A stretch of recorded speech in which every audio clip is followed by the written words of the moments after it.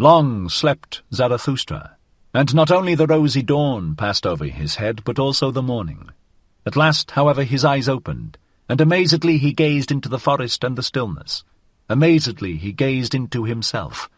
Then he arose quickly, like a seafarer who all at once seeth the land, and he shouted for joy, for he saw a new truth, and he spake thus to his heart, A light hath dawned upon me. I need companions, living ones, not dead companions and corpses which I carry with me where I will. But I need living companions who will follow me because they want to follow themselves, and to the place where I will. A light hath dawned upon me. Not to the people is Zarathustra to speak, but to companions. Zarathustra shall not be the herd's herdsman and hound. To allure many from the herd, for that purpose have I come. The people and the herd must be angry with me. A robber shall Zarathustra be called by the herdsman. After the failure of the first day, Zarathustra wakes up on the next day with a new insight. His mistake was that he talked to the multitudes. Instead, he needs to find those select few who can understand him.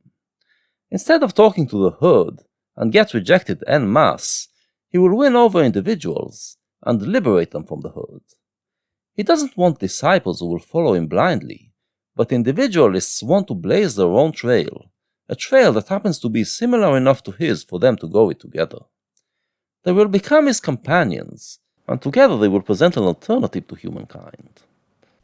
Herdsmen, I say, but they call themselves the good and just.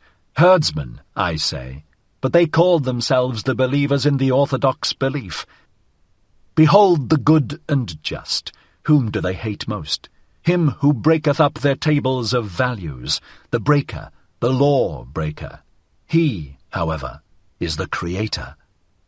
Behold the believers of all beliefs. Whom do they hate most? Him who breaketh up their tables of values, the breaker, the law-breaker. He, however, is the Creator. Zarathustra identifies his enemies, those who fight to maintain the status quo based on the current values. These values, he says, manifest a herd mentality, which oppresses anyone who is trying to create something greater.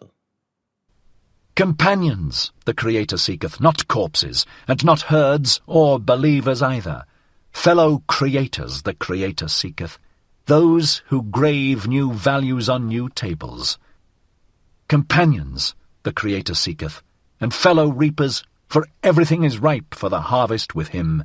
But he lacketh the 100 sickles, so he plucketh the ears of corn and is vexed. Companions the Creator seeketh, and such as know how to whet their sickles. Destroyers will they be called, and despisers of good and evil, but they are the reapers and rejoicers. Fellow creators Zarathustra seeketh, fellow reapers and fellow rejoicers Zarathustra seeketh. What hath he to do with herds and herdsmen and corpses? Again, he emphasizes that when he talks about finding companions, he isn't talking about disciples who will believe in him and blindly follow his words. He is talking about fellow creators who will be inspired by him to go their own way and present their own alternative to the current herd values. And thou, my first companion, rest in peace. Well have I buried thee in thy hollow tree. Well have I hid thee from the wolves. But I part from thee. The time hath arrived. Twixt rosy dawn and rosy dawn there came unto me a new truth.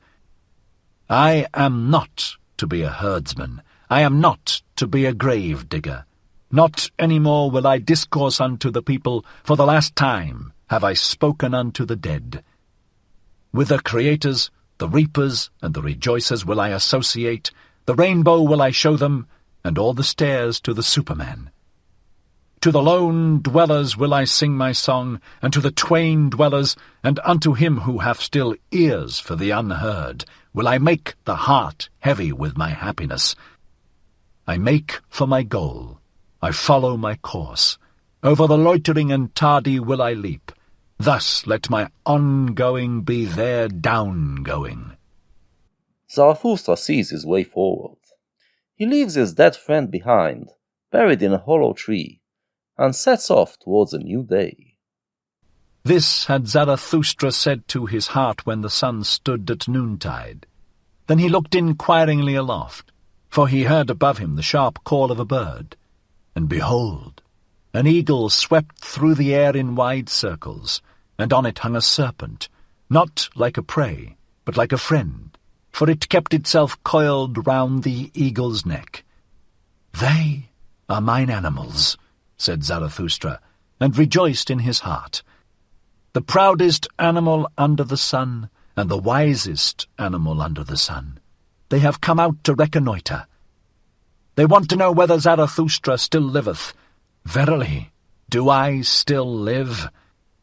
More dangerous have I found it among men than among animals. In dangerous paths goeth Zarathustra. Let mine animals lead me." When Zarathustra had said this, he remembered the words of the saint in the forest, and he sighed and spake thus to his heart, "Would that I were wiser! Would that I were wise from the very heart, like my serpent! But I am asking the impossible.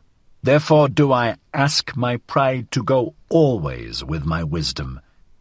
And if my wisdom should some day forsake me, alas, it loveth to fly away, may my pride then fly with my folly." Towards the end of the prologue, we are introduced to the metaphors that will accompany us throughout the book. First, the sun, which is at noontide. Different times of the day, we shall see, have different meanings for Zarathustra. Noon is the moment of seeing things most clearly, and here it comes when Zarathustra sees his new path. Then, we meet two new characters. Two animals, in fact, an eagle and a serpent. They are Zarathustra's pets, who lived with him in his cave. But they are also metaphors. The eagle represents Zarathustra's pride, and the serpent represents his wisdom.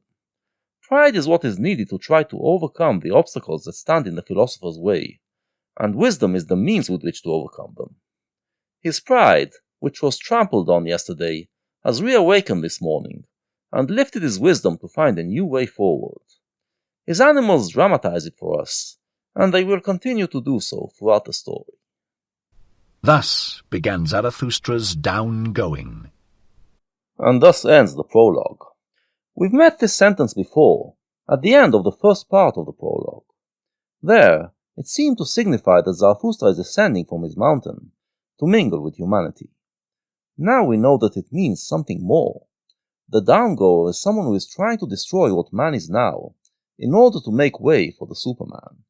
Zarathustra has taken himself higher than any other human, but it wasn't enough. He had to go down, to be part of human society again, in order to find the forces within himself that will take him even higher. Here begins the tragedy.